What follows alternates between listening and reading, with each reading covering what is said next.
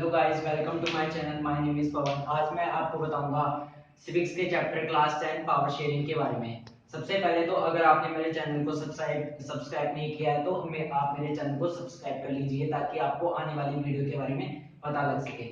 पहले तो हम अपने टॉपिक पे आते हैं कि पावर शेयरिंग होता क्या है। पावर शेयरिंग मींस पावर को डिफरेंट ऑर्गन्स, गवर्नमेंट के डिफरेंट डिफरेंट ऑर्गन्स और गवर्नमेंट के डिफरेंट लेवल्स में शेयर करना। पावर शेयरिंग जरूरी क्यों है? पावर शेयरिंग जरूरी इसलिए ताकि हम एक कंट्री को इजीली अकोमोडेट कर सकें। अगर हम पावर को शेयर नहीं करेंगे तो हमारी कंट्री को इजीली हम अकोमोडेट नहीं कर पाएंगे। सबसे पहले हम बात करते हैं बेल्जियम और श्रीलंका के केस की। बेल्जियम बेल्जियम एक यूरोपियन कंट्री है, नीदरलैंड के पास। वहाँ की जो पॉपुलेशन है काफी कम है, अबाउट 1 करोड़ पॉपुलेशन है वहाँ की। वहाँ की जो टोटल पॉपुलेशन है उसमें से 59% है वो डच स्पीकिंग है, जो कि कंट्री की मेजॉरिटी पॉपुलेशन है, और वो फ्लेमिश रीजन में रहते हैं। और जो 40% पॉपुलेशन है वो फ्रेंच स्पीकिंग है, जो कि माइनॉरिटी है, एंड रिमेनिंग 1% है वो जर्मन स्पीकिंग है। वहां पे कंट्री में जो कैपिटल सिटी है वहां की ब्रुसेल्स। ब्रुसेल्स में बिल्कुल उल्टा है। अगर कंट्री में जिस कम्युनिटी की मेजॉरिटी है तो ब्रुसेल्स में उसी कम्युनिटी की माइनॉरिटी है। ब्रुसेल्स के अंदर 80% जो लोग हैं वो फ्रेंच स्पीकिंग है, और जो 20% लोग हैं वहां पे वो डच स्पीकिंग है। इसकी वजह से क्या हुआ कि बेल्जियम के केस में थोड़ी सी प्रॉब्लम क्रिएट हो गई बेल्जियम कंट्री में। वहां क्या हुआ कि मतलब एक तो ये फ्रेंच कम्युनिटी है वो पावरफुल भी है उससे ज्यादा है, और उससे उससे ज्यादा रिच भी है। तो इसलिए उसको जो एजुकेशन के डेवलपमेंट और एजुकेशन डेवलपमेंट इन सब का जो बेनिफिट मिला वो डच कम्युनिटी से उससे पहले मिल गया। इस वजह से जो डच कम्युनिटी थी वो थोड़ी सी पिछड़ गई। इसकी वजह से क्या हुआ, वहां पे थोड़े एक्यूट प्रॉब्लम क्रिएट हो गई। उसकी वजह से बेल्जियम गवर्नमेंट को अपना कॉन्स्टिट्यूशन 1970 से 1991 के बीच में 4 बार चेंज करना पड़ा ताकि एक कंट्री को अकोमोडेट कर सके इजीली। दूसरा केस हमारे पास श्रीलंका का। श्रीलंका में 74, श्रीलंका एक आइसलैंड कंट्री है जो कि इंडिया के पास में ही है। उसकी जो टोटल पॉपुलेशन में से 74% है वो है सिंगाला स्पीकिंग, जो वहाँ की मेजॉरिटी कम्युनिटी है, और बाकी 18% है तमिल स्पीकिंग। 18 उस तमिल स्पीकिंग में भी दो सब ग्रुप्स हैं।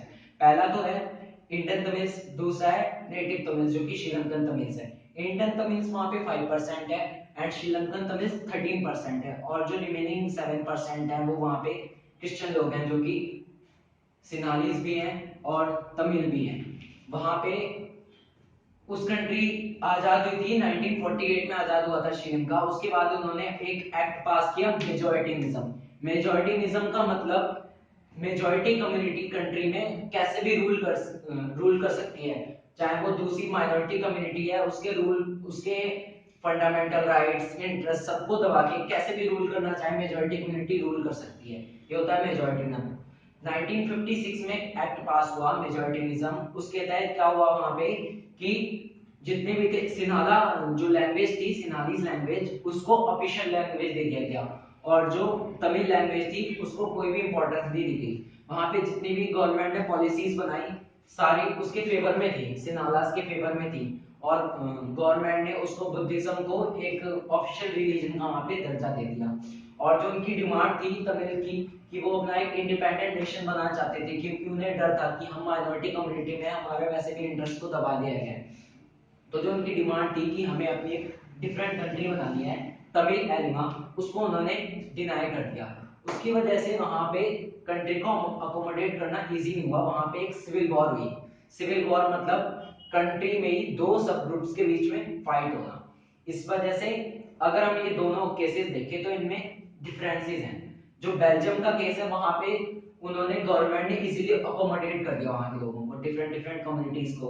पर लेकिन जो श्रीलंका के केस में अगर हम देखते हैं, श्रीलंका के केस में उन कम्युनिटीज के बीच में तनाव रहा, क्योंकि गवर्नमेंट ने जो डिसीजन लिया, उसकी पॉलिसी की, वो ठीक नहीं थी। वहां पे उन्होंने एक कम्युनिटी को ज्यादा इंपॉर्टेंस दे दी और दूसरी कम्युनिटी को कम इंपॉर्टेंस दी। Okay, this is all in this lecture. Welcome to next lecture.